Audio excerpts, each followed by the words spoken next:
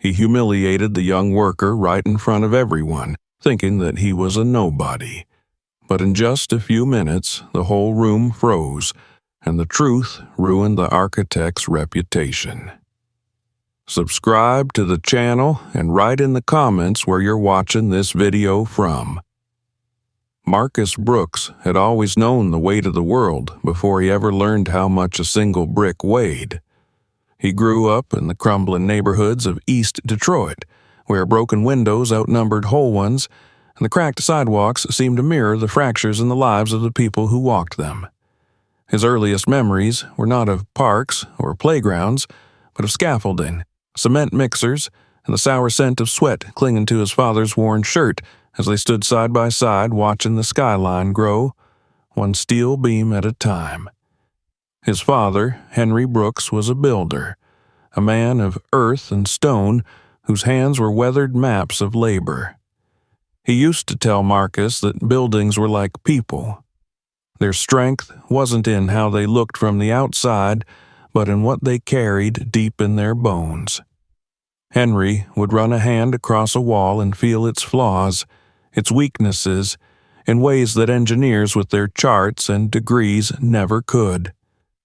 "You gotta listen to the concrete, son," he used to say. "It talks if you know how to hear it." Those words stayed with Marcus, etched deeper than the mortar between bricks, because one cold November morning, when Marcus was only 13, the building his father worked on collapsed. The papers called it an accident, a technical failure, a miscalculation. But to Marcus, it was a death sentence written in ink by someone who had never set foot on a construction site, who had never looked a man like his father in the eye. The loss hollowed him out, left a cavern of questions where the solid ground of childhood should have been. There was no insurance money, no apology from the architectural firm responsible, just a folded flag at the funeral and a mother who worked double shifts as a cleaner to keep food on the table for Marcus and his two younger sisters. By 15, Marcus was working full-time on construction sites. School faded into the background like an afterthought. He mixed concrete, carried steel rods, climbed scaffolds before the sun rose. Each day he returned home covered in dust and exhaustion, but something else grew inside him alongside the calluses, a keen, quiet understanding of how things fit together, how weight moved, how pressure traveled like an invisible pulse through walls and beams. He watched, he listened. Where others saw lines on a blueprint, Marcus saw tension, fragility, the thin threads that held everything up or made it fall.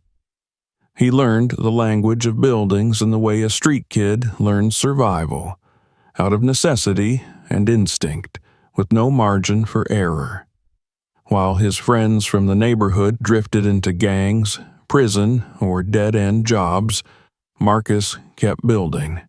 He climbed from helper to foreman to site supervisor, not because anyone handed him a chance, but because he earned it, brick by brick, mistake by mistake.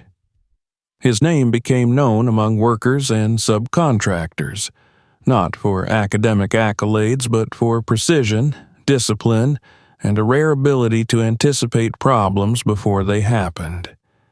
When he spoke on a site, people listened, but beyond the fences of the construction world, in the glass offices of developers and architectural firms, his name meant nothing. He knew the looks they gave him during meetings, the glances that slid over him like he wasn't there, the polite smiles that froze when he asked questions too pointed for a man in a hard hat. His boots, his skin, his lack of degrees spoke louder to them than his mind ever could. Still, Marcus kept working, kept building, kept reading plans at night long after his shift ended. He never voiced the quiet fury that flickered behind his calm eyes every time an engineer dismissed a laborer's warning or a polished architect ignored a structural risk because it didn't fit the design. He had learned early that speaking out in their world only made them close the door harder. In the same city, another life moved on a parallel track far above the scaffolding and street dust. Jonathan Whitmore was the kind of man who never walked past a construction site without adjusting his silk tie. Born into a family of New England academics, he had studied architecture at Yale, earned a master's degree in urban design at Columbia, and been featured in glossy magazines before he turned 30. To the public, Jonathan was the voice of modern architecture, a vision of sleek lines, sustainable materials, and humanitarian projects. He spoke at conferences, taught at prestigious universities, and designed affordable housing projects that earned him awards and applause from policymakers. But to those who knew him off stage, Jonathan was something else entirely. It is not merely the stacking of bricks or the pouring of concrete. It is, at its essence, an intellectual exercise, a philosophy that requires rigor, discipline, and, most of all, education. The audience nodded along. Marcus glanced around. Professors, developers, politicians, and graduate students, all dressed like the kind of people who had never carried rebar in their hands, who had never mixed concrete in the rain. There was an unmistakable self-satisfaction in the way they leaned forward, eager to absorb Whitmore's next phrase. Jonathan paced slowly across the stage, the spotlight following him like a loyal pet. We live in an era where too many believe that a strong back and a trowel make one an architect, he continued to a smattering of polite chuckles. But let me be clear. Experience without understanding is dangerous. Practice without theory leads to collapse. The true work of architecture is not in the hands that lay the bricks, it is in the minds that envision the structure, calculate its balance, and ensure its endurance. Marcus felt something tighten in his chest. It wasn't new. He'd heard these words before, in different forms, in job site meetings, in city permit hearings, in quiet conversations where the suits spoke over the workers' heads. But here, it felt heavier, broadcast through a microphone, amplified by applause. Jonathan's speech continued, weaving seamlessly between academic theory and self-referential humor. He spoke of the noble duty of architects to uplift communities, of designing dignity for the underprivileged. His slides showcased award-winning projects, a community library in Baltimore, a food bank center in Philadelphia, each building a testament to his legacy. The audience responded with murmurs of approval and strategic clapping at each well-placed pause. Then the screen shifted, and a new blueprint appeared behind him, a sleek, geometric cluster of buildings surrounded by greenery and open spaces. At the bottom of the image were the words, "The East Bridge Commons Initiative, Affordable Housing Reimagined."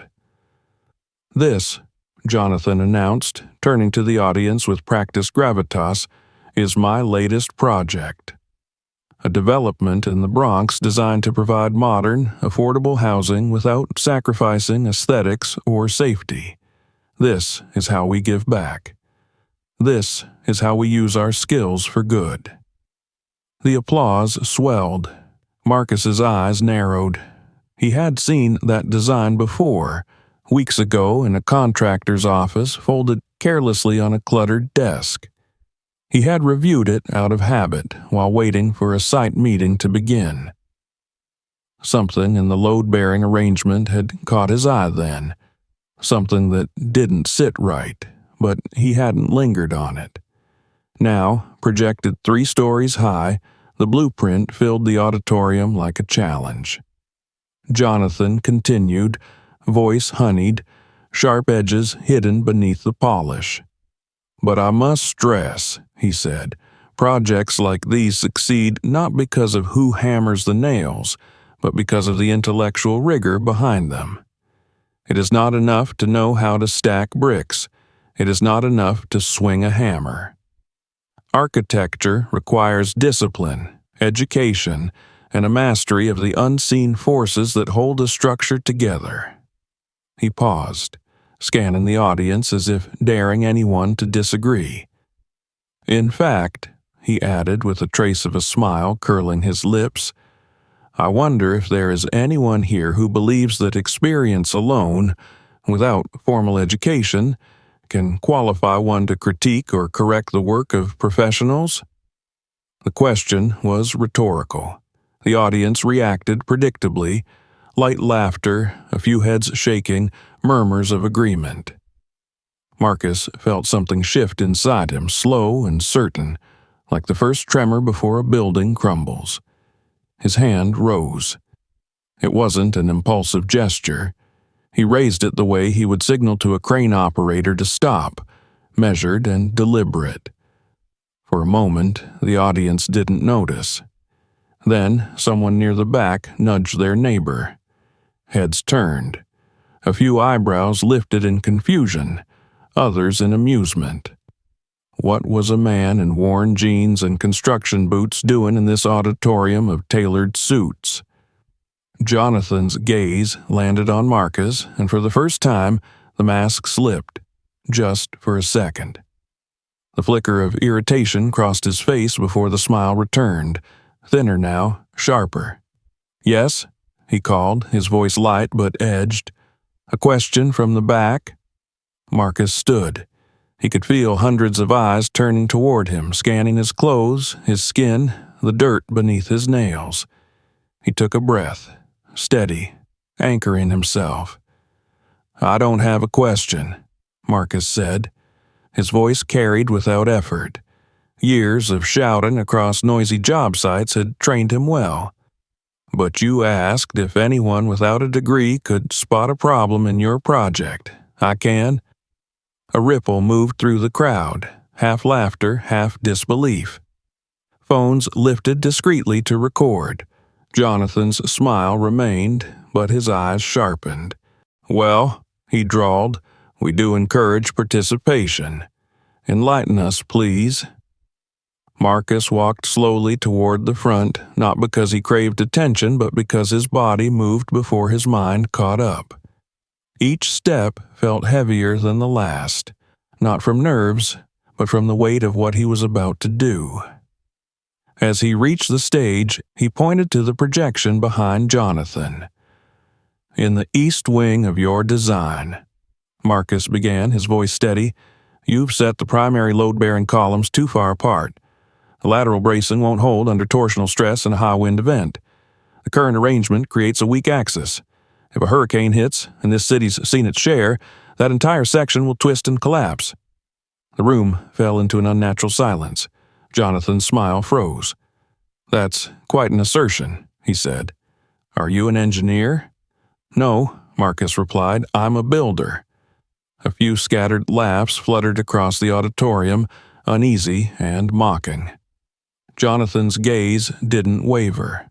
So, you're telling me that this design, reviewed by structural engineers and validated by advanced software, contains an error that you, a builder, can see? Marcus met his eyes without flinching. Yes. Jonathan exhaled sharply, as if the conversation were tedious.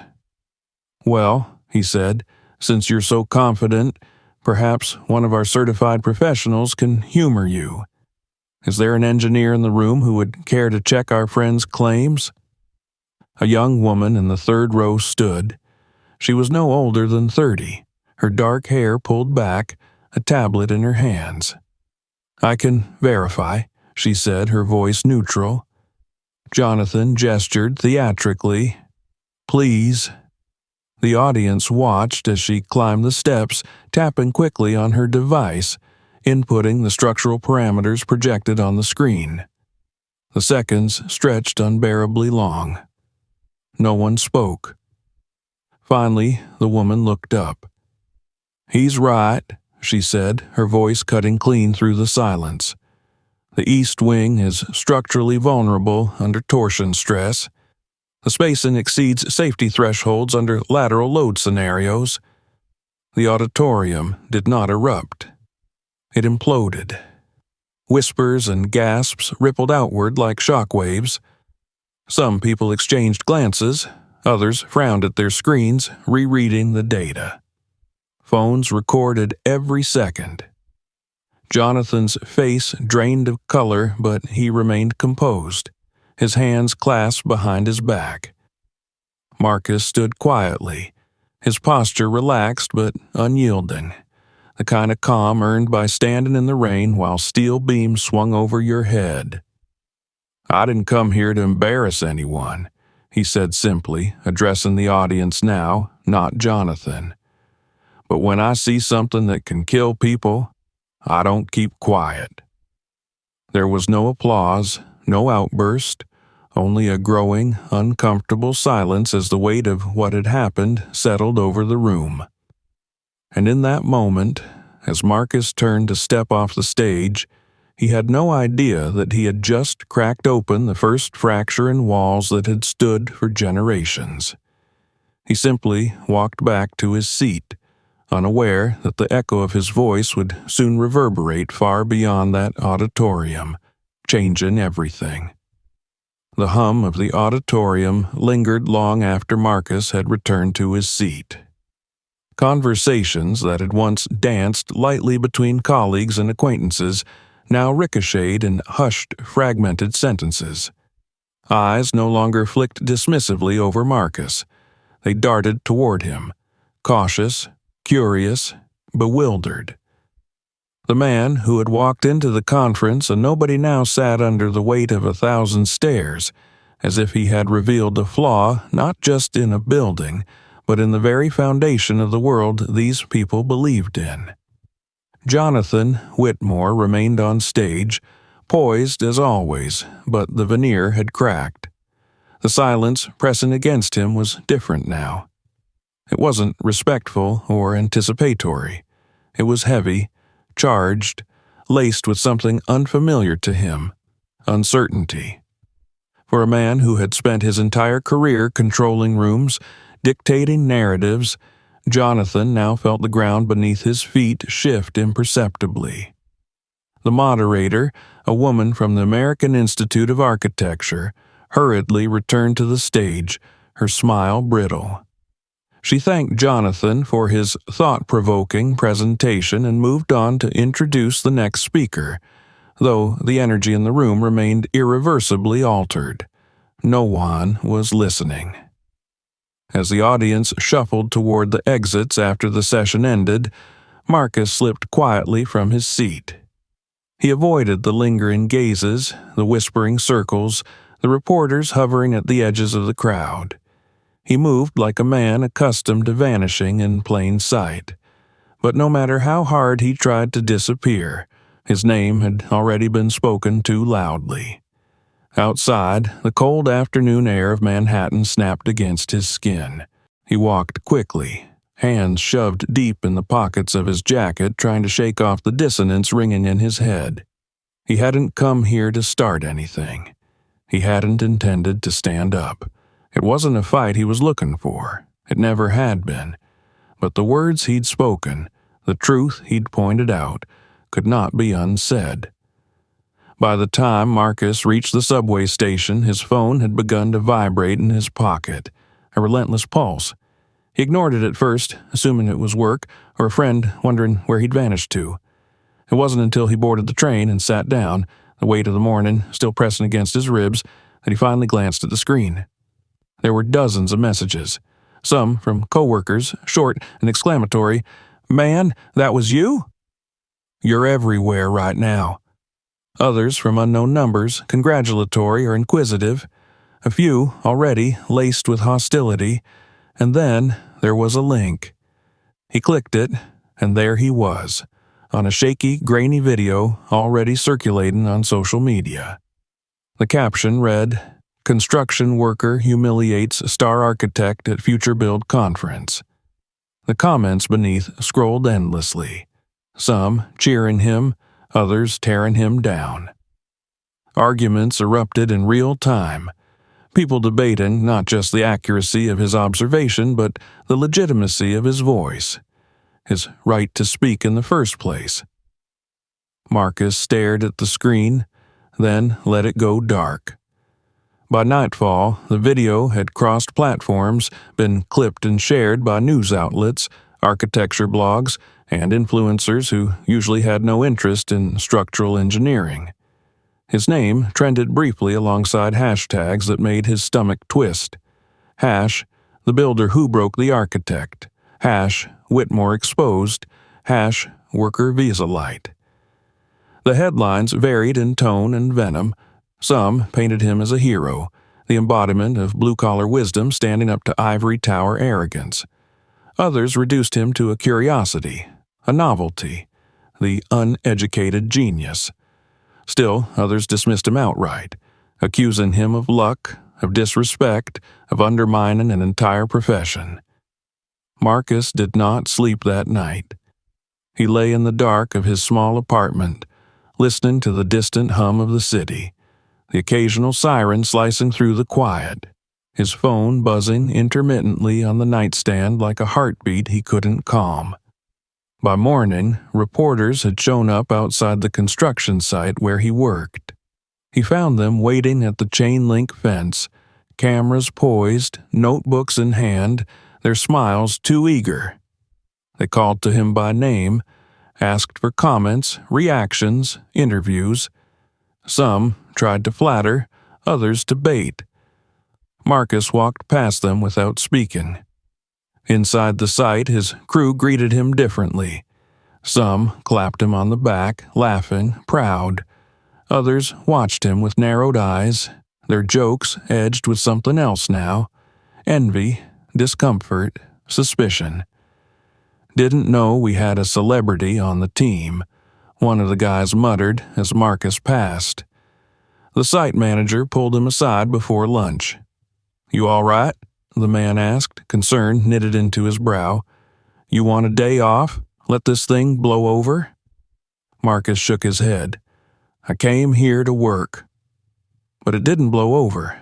That afternoon, his phone rang again and again. Calls from local radio stations, from national news programs, even from architecture schools inviting him to come speak. He declined them all.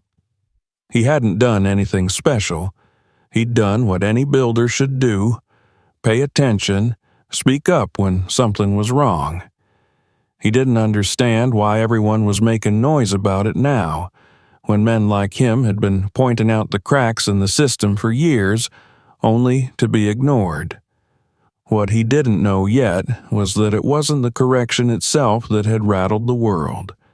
It was who had made it. While Marcus tried to return to the rhythm of his life, Jonathan Whitmore sat in his office, blinds drawn against the city skyline he had helped shape. The echo of that moment on stage still lingered, an unwanted guest in his mind. His phone hadn't stopped ringing either, though the messages were of a different sort. Colleagues offering support, public relations firms advising strategy, board members demanding explanations. But beneath the barrage of corporate concern lay something Jonathan couldn't articulate, a hairline fracture running through the solid marble of his certainty. He replayed the moment in his head over and over. The calm way Marcus had stood there, the precision of his observation, the ease with which he'd seen what no one else had caught. It wasn't supposed to happen like that. Jonathan had built a career on being the smartest man in the room. He had spent decades refining his image, his authority, and now, in the span of 3 minutes, a man without a degree, a man who should not have belonged on that stage, had undone him. In the days that followed, the media frenzy only intensified. Op-eds appeared in newspapers across the country. Some hailed Marcus as a working-class savant, the everyman who exposed the elitism of architecture. Others accused him of grandstanding, of disrespecting a profession built on years of study and discipline. Professional organizations issued statements, carefully worded, acknowledging the need for inclusive dialogue while subtly reinforcing the boundaries of expertise. Jonathan issued no statement. He stayed silent, watching the tide swell and recede around him, feeling, for the first time in years, something dangerously close to doubt. Meanwhile, invitations continued to pour in for Marcus. A technical college in Queens asked him to speak to their engineering students. A construction workers' union invited him to address their annual meeting. A national news network wanted an exclusive interview. Each time he hesitated. He wasn't a speaker. He wasn't an activist. He was a builder, a man who knew how to listen to concrete and steel, not to crowds. But the requests kept coming, and with them, a growing chorus of voices. Not reporters or professors, but people like him. Workers, students, young men and women who messaged him late at night to say, "You made us feel seen." That was harder to ignore. One evening, as Marcus sat on the fire escape outside his apartment, phone in hand, the city breathing steadily around him, he opened a message from a young architecture student. She wrote simply, "They never teach us to listen to people like you, but I want to learn." Marcus stared at the words for a long time, longer than he intended. Then he typed back, "I'll speak, but not for them, for us." He didn't know it yet, but the conversation he had started that day at the conference was only beginning. And far away, in the marble corridors of power and privilege, the walls were beginning to crack. The days following Marcus's reluctant decision to step into the spotlight unfolded like a storm he had no control over. What had begun as a single instinctive act of honesty on that stage had grown into something larger, something neither he nor anyone else could contain. The headlines that once called him a curiosity now framed him as a symbol.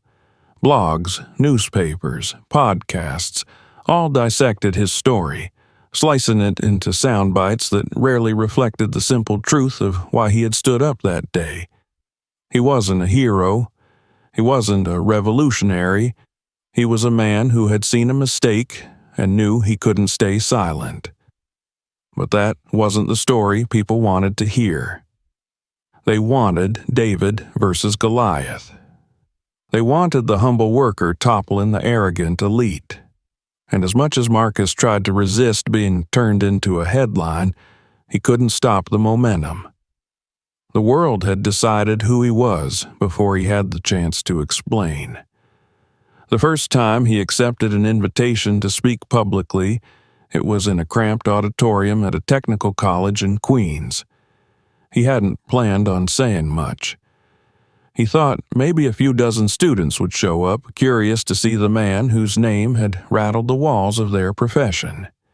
Instead, the room was packed, standing room only, students crammed into the aisles, professors lingering in the back, their faces expectant and guarded.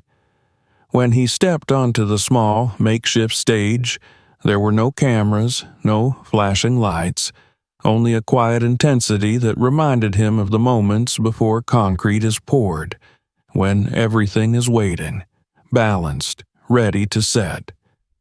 He spoke without notes, without rehearsed words. He told them about his father, about the job sites where he had grown up, about the years spent learning to listen to materials and men alike. He spoke about mistakes, the ones he'd seen, the ones he'd made, and the ones he'd paid for. And when he finished, there was no applause at first, just a stillness so complete it felt like the whole room was holding its breath. Then someone in the back stood and began to clap, and the sound grew, rolling forward like a wave until it filled every corner of the space. It was the first of many such nights. Over the weeks that followed, Marcus found himself invited to more schools, more forums, more panels. He spoke in union halls and community centers, in lecture theaters and public libraries. Each time, the crowds grew larger, the questions sharper, the tension more palpable. At first, he thought it was a curiosity driving them, the novelty of a construction worker speaking about design and responsibility. But slowly, he realized it was something deeper. People weren't coming just to hear him talk about architecture. They were coming because for the first time, someone who looked like them, who worked like them, was standing in a place they had been told their entire lives they didn't belong. Not everyone welcomed him. In the higher echelons of the architectural world, the backlash simmered. Articles appeared in trade journals warning of the dangers of undermining professional expertise. Prestigious universities released statements emphasizing the importance of academic qualifications in complex fields like structural design. An anonymous op-ed in a leading architecture magazine called him a media darling with no credentials, peddling populist nonsense. Marcus read the words late one night after returning from another lecture that had ended in standing ovation. He stared at the glowing screen, the bile rising in his throat, the old, familiar weight of dismissal settling on his shoulders like wet cement. But the next morning, he showed up at the construction site anyway. His crew treated him differently now, some with pride, others with distance. The easy camaraderie had shifted, the jokes were fewer, the silences longer. He wasn't just one of them anymore. He was something else, something undefined and unsettling. One afternoon, as he reviewed blueprints in the side office, his supervisor leaned against the door frame. "You good, Marcus?" he asked quietly. Marcus looked up, pen paused above the plans. "I'm fine," he replied, though he wasn't sure it was true. The supervisor hesitated. "They're watching, you know, not just the press, the people upstairs, the ones who write the checks." "I know. You be careful." The words stayed with him long after the man left. The pressure mounted. It wasn't just the media or the institutions. It was the weight of expectation pressing in from all sides. The students who looked at him like a savior. The workers who saw him as a voice they'd never had. The professionals who waited for him to stumble. And behind it all, the silence of Jonathan Whitmore. The architect had vanished from public view after the conference. He declined interviews, canceled appearances, issued no statements. In the absence of his voice, the narrative had shifted, and the void left in his wake only amplified the echo of Marcus's. But the backlash was growing louder. A coalition of prominent architects and academics published a formal letter, signed by hundreds of names, condemning the erosion of professional standards and warning against the glorification of anecdotal experience over academic rigor. They didn't name Marcus directly, but the message was clear. And then came the attack. One morning, as Marcus arrived on site, he found a flyer taped to the entrance gate. His face printed in black and white, the words beneath crude and unmistakable. "He's no architect. He's just another worker who got lucky." The flyer was gone by midday, but the message lingered in the air. Later that week, during a Quanda session at a university lecture, a student asked the question that had been circling the edges of every conversation. "Do you really think experience is enough to replace education?" Marcus looked out at the sea of faces, some eager, some skeptical, all waiting. He took a breath. "No," he said, "I don't." A ripple passed through the room. "I don't think experience replaces education. I think they need each other. What I'm saying is that we can't keep pretending that the only knowledge that matters comes from books and degrees. Some of us learned by carrying the weight, by watching buildings rise and fall, by knowing what it feels like when concrete cracks under your feet. That knowledge is just as real, and it deserves a seat at the table. The applause that followed wasn't thunderous. It was thoughtful, measured, growing stronger with each passing second. Outside the auditorium, the night air felt different, softer somehow, but the storm wasn't over. A week later, an invitation arrived, not from a college or a union or a community group, from Jonathan Whitmore himself. A private meeting. No cameras, no audience. Just the two of them. Marcus stared at the message for a long time, the past months spiraling behind his eyes, the weight of everything pressing down on him. Then he typed 2 words in reply. "I'll come." He didn't know yet what would be waiting for him on the other side of that meeting, but he knew the ground was shifting beneath their feet, and neither of them could stop it now. The message sat in Marcus's inbox longer than it should have. He had read it the night it arrived, his eyes scanning the clean, formal lines of text that bore no pretense of warmth. There was no apology in Jonathan Whitmore's words, no flattery or self-effacement. Just a request to meet privately, away from the cameras and noise.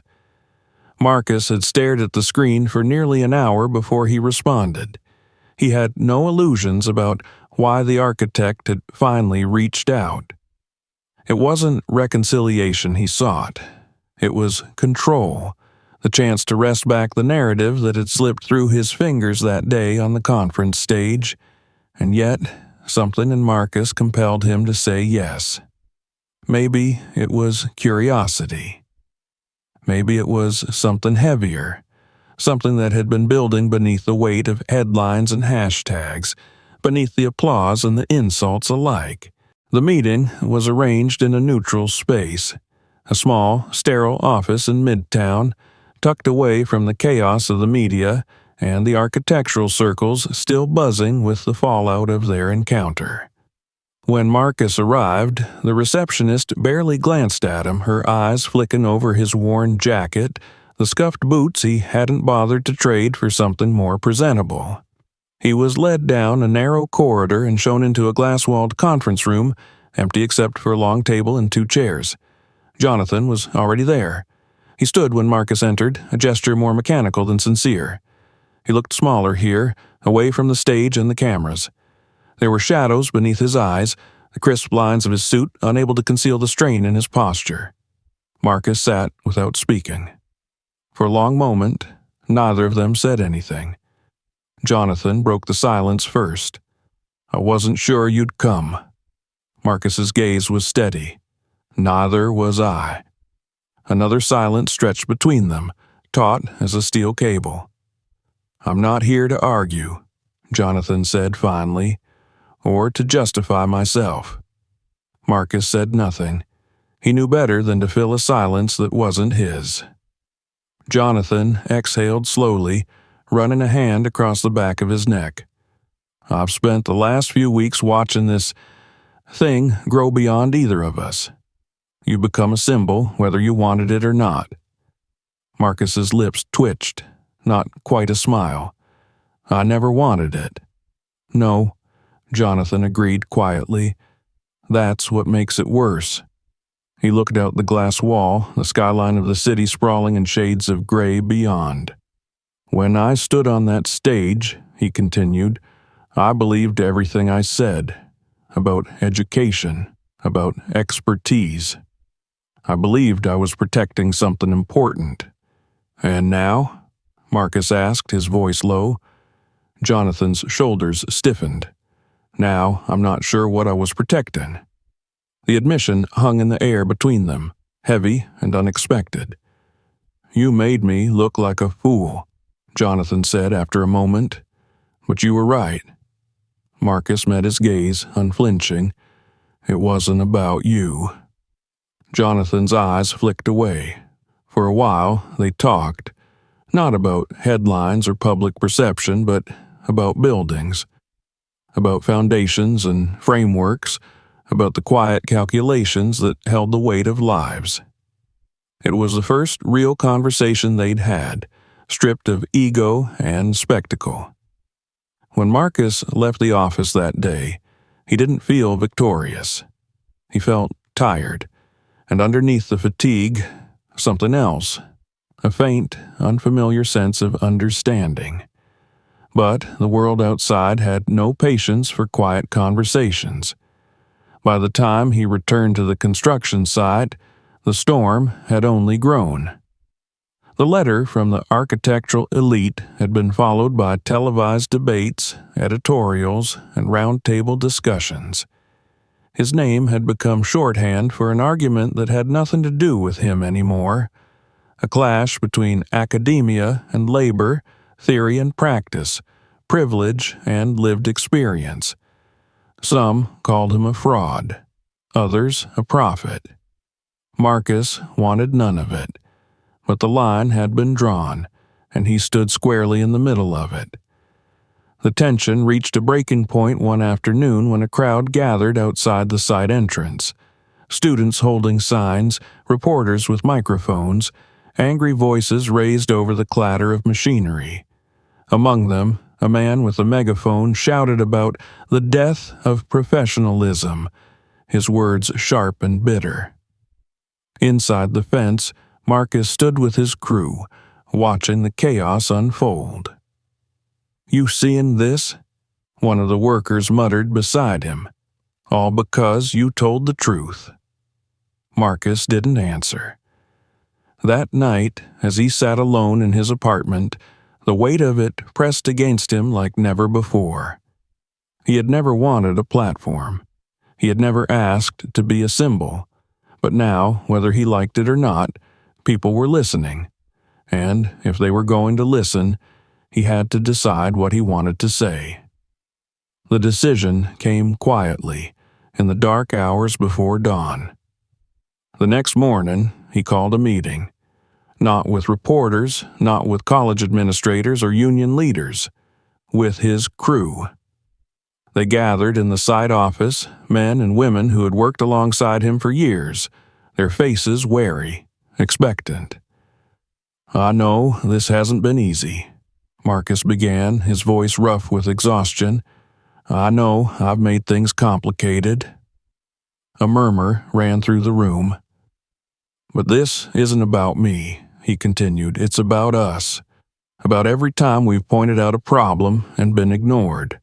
About every time someone told us we weren't smart enough to understand the plans we build." He paused, letting the words settle. "I'm not interested in tearing anyone down. I don't want to be part of a fight that divides us further. But I do want to make sure that the people who do this work, the people who carry the weight, are part of the conversation." He looked around the room, meeting each gaze in turn. "And I can't do that alone." The silence that followed wasn't empty. It was full, brimming with something heavier than applause. When the meeting ended, Marcus stepped outside, the cold air sharp against his skin. His phone buzzed in his pocket. It was a message from the student who had written to him weeks ago, the one who had said she wanted to learn. This time, her words were simple. "They're organizing a petition to include experienced workers in design reviews. They want you to speak at the rally." Marcus stared at the screen, the city humming quietly around him. The ground beneath his feet felt different now, less like a battlefield, more like a foundation, and for the first time he wondered what might be built on it. The air outside the construction site felt heavier than usual, saturated with something Marcus couldn't quite name. For weeks now, the chatter around him hadn't quieted. It had only grown louder, more charged, more fractured. Each day he walked through a gauntlet of cameras, microphones, and signs, and though his name had once meant nothing to the world outside the concrete and dust of his work, now it had become something he could barely recognize. The meeting with Jonathan Whitmore still echoed in his mind, not because they had resolved anything, but because it had shown him how deep the divide ran, not between them as men, but between the worlds they represented. Two sides of a wall, each convinced they alone held the blueprint for how that wall should stand. But the wall was cracking. The students' petition had gained traction faster than Marcus expected. What had started as a simple call to include experienced builders in design reviews had grown into a movement. Thousands of signatures poured in, not just from students, but from young professionals, working-class families, engineers, even architects who had begun to question the fortress they'd built around their profession. The movement had a name now: People Against Titles. It wasn't subtle. It didn't pretend to be. Rallies sprang up in cities across the country. Crowds gathered outside universities, architectural firms, city halls, holding signs that read, "Knowledge has no pedigree," and "We build what you draw." Articles appeared in mainstream media. Interviews with workers who spoke of years of being ignored, dismissed, overruled by those who had never lifted a cinder block or poured concrete under the weight of the sun. Marcus watched it unfold like a man standing on shifting ground. He hadn't asked for this. He hadn't built it. But the cracks had spread outward from that moment on stage, and now the entire structure seemed poised to fall. The backlash came just as swiftly. Established architects, industry leaders, university heads all issued statements condemning the movement. They called it dangerous, irresponsible, an affront to the years of study and discipline their profession demanded. Conferences debated whether to blacklist anyone associated with it. Editorials spoke of the decline of standards, warning of the chaos that would ensue if the lines between expert and laborer were blurred. The American Institute of Architects published an open letter signed by over 500 prominent figures. It called the movement a misguided populist campaign that threatens the integrity of the architectural profession. They didn't name Marcus. They didn't have to. The message was clear. It reached him one evening, printed across the front page of an industry magazine someone left on the break room table at the construction site. He stared at the headline, "The Death of Expertise," and the list of names beneath the letter, recognizing many of them. And there, at the bottom of the page, a short, clipped quote from Jonathan Whitmore himself. "Architecture is not a playground for intuition. It is a science, a discipline, a responsibility." The words hit harder than Marcus expected. He folded the magazine and set it aside. The next day, the tension boiled over. The rally in front of the city's Department of Infrastructure had drawn over 1,000 people. Workers in hard hats stood shoulder to shoulder with students carrying protest signs. Families, professors, engineers. It was a crowd unlike any the city had seen, not divided by profession or education, but united by something simpler: the belief that voices long ignored deserved to be heard. Marcus hadn't planned to speak. He stood at the edge of the crowd, hood pulled low, hands buried deep in his jacket pockets, watching as speakers took turns at the microphone. Some spoke passionately, others angrily, but the message was the same. Listen to us. A young woman stepped up to the mic, her voice carrying over the restless murmur of the crowd. She was a student, barely in her 20s, holding her sign like a shield. "We don't want to tear down the profession," she said. "We want to build it better. Together." The crowd roared its approval. Someone spotted Marcus at the edge of the rally, and the chant began before he could react. "Marcus! Marcus!" It spread like wildfire, voices rising around him, people turning, pointing, reaching for him. A volunteer approached, breathless. "They want you to speak." Marcus hesitated. He hadn't written a speech. He hadn't prepared for this moment. But the wall had already cracked. He knew now there was no standing on the sidelines. He walked slowly to the platform, the crowd parting around him like a tide. When he reached the microphone, the noise quieted, a hush falling over the plaza like dust settling after demolition. He stood there for a long moment, looking out over the sea of faces, some familiar, many not. Students, workers, strangers, people who had carried him further than he'd ever asked to go. When he spoke, his voice was rough, unpolished, but steady.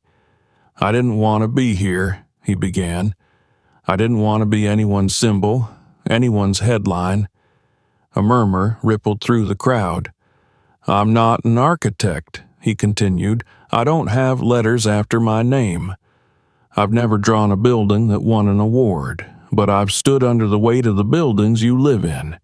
I've carried them on my shoulders, brick by brick." He paused, scanning the faces before him. This isn't a fight about titles. It's a fight about listening, about what happens when the people who do the work aren't invited to the table where decisions are made. Applause broke out, growing louder. "I don't want to replace architects. I don't want to tear down their profession. I want to remind them that no building stands because of one man's vision alone. It stands because hundreds of hands make it real." The applause swelled, thunderous now.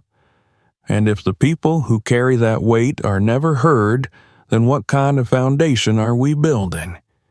He stepped back from the microphone, heart pounding, the crowd's roar washing over him.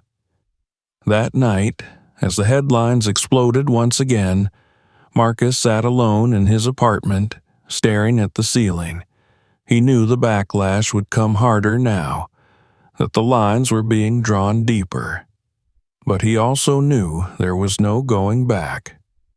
And somewhere, far from the noise and the headlines, Jonathan Whitmore watched the footage of the rally in silence, the applause echoing in his empty office long after the video ended.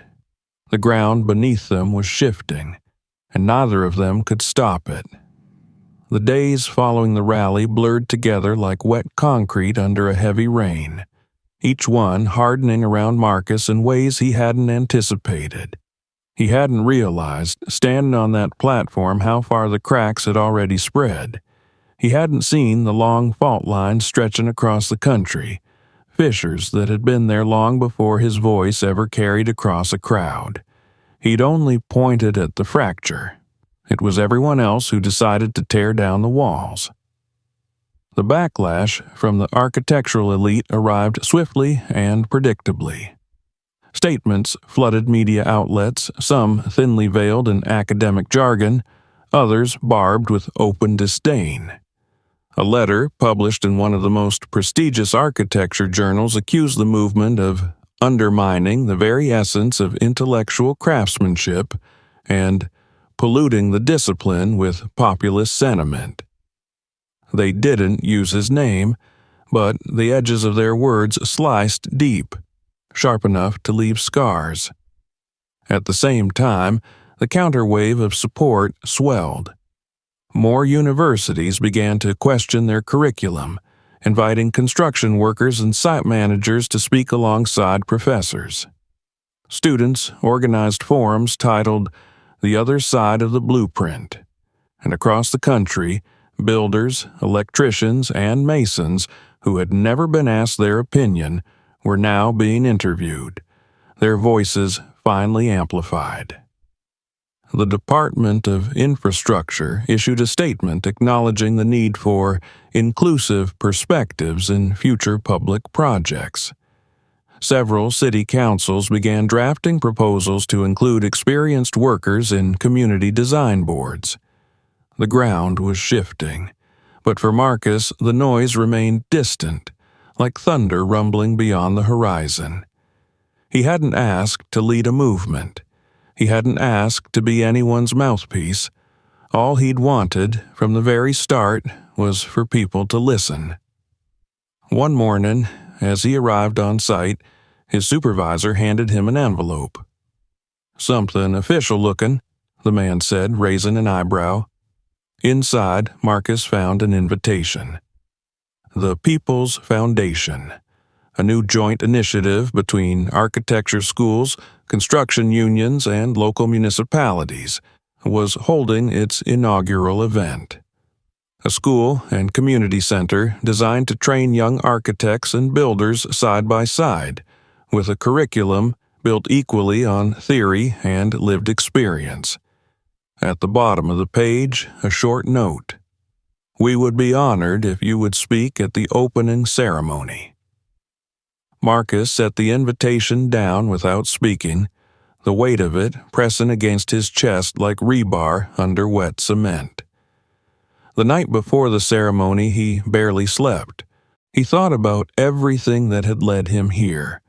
The boy standing at the edge of a collapsed building, the man who had spent decades bending steel and stone to the will of others, the quiet fury that had burned behind his ribs every time someone ignored a warning because it came from the wrong mouth.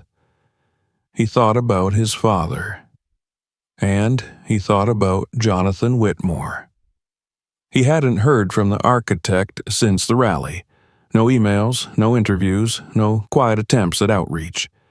Jonathan had receded once more into the polished silence of his world, and for a while Marcus wondered if that was the way it would end, two men forever divided by the worlds that shaped them. But the morning of the ceremony, as he stood backstage, hands buried in the pockets of his jacket, a familiar voice spoke quietly behind him. "I almost didn't come." Marcus turned. Jonathan stood there, not in a suit, but in a simple gray jacket, his posture different, less rigid, less defensive. "I wasn't sure I'd be welcome," Jonathan added, his gaze steady. Marcus met his eyes, studying him for a long moment. "It's not about welcome," he said finally. "It's about whether you're willing to listen." The architect nodded once, almost imperceptibly. The auditorium was packed. Students, builders, city officials, teachers, families. A crowd as mixed and messy as the city itself. The banner above the stage read simply, "The People's Foundation, Building Together." When Marcus stepped up to the microphone, the applause felt different than it had at the rallies. It wasn't thunderous or defiant. It was warm, steady, grounded. He let it fade before he spoke. "I've spent my whole life building," he began, his voice carrying easily through the room. "Not because I dreamed of it, not because I wanted to change the world, because I had to." He glanced down, then back up. "My father died in a building that wasn't built right. A mistake on paper that cost real lives. I've spent every day since trying to make sure that doesn't happen again." The room was silent. For too long, there's been a wall between the people who design buildings and the people who build them. Between those who hold pens and those who carry bricks. That wall wasn't built out of necessity. It was built out of pride, out of fear, out of the belief that only some voices matter. He paused. "Today, we start tearing down that wall." The applause rose again, louder now, and this time Marcus allowed himself to smile, faint and genuine. When he stepped down from the stage, Jonathan was waiting. They didn't speak. Instead, Jonathan reached out, extending his hand. Marcus took it. The gesture wasn't theatrical. It wasn't for the cameras. It was something heavier. A truce, a recognition, a promise. In the months that followed, the work began in earnest. The school opened its doors to students who had never dreamed of sitting in a lecture hall. Young builders, electricians, masons, the sons and daughters of men and women who had worked with their hands their entire lives. Professors taught side by side with foremen. Architects listened to site workers explain the weight of a poorly placed beam. Students learned not just how to draw plans, but how to stand beneath them, to feel the pressure of what they were creating.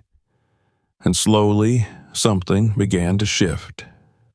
The profession changed, not all at once, but piece by piece, like the careful laying of bricks. Firms began to include experienced builders in early project meetings. City governments revised policies to require worker input on public projects. Universities updated their curricula to include practical fieldwork alongside theory. It wasn't perfect. The resistance didn't vanish overnight, but the cracks in the wall had become permanent. Years later, long after the headlines had faded and the debates had moved on to other battles, a plaque was mounted in the entryway of the People's Foundation. It read, "This building stands not on titles, but on the voices of those who carry its weight." And beneath it, 2 names: Marcus Brooks, Jonathan Whitmore. Marcus never stopped working. He spent his days on job sites, his evenings teaching workshops at the foundation, his weekends visiting schools and community centers where kids who looked like him learned that knowledge didn't belong to anyone alone. He remained uncomfortable with the word hero. He never stopped feeling like the world had mistaken him for something he wasn't. But he understood, in the end, that the buildings he'd spent his life constructing weren't the only ones that mattered. The foundation he'd helped lay was deeper, quieter, invisible beneath the surface, and it would hold long after he was gone. If you enjoyed this story, don't forget to subscribe to the channel for more powerful narratives like this one. Watch the next video and explore other stories that will inspire and challenge you. And if this video resonated with you, share it with others. Your voice can help spread the message.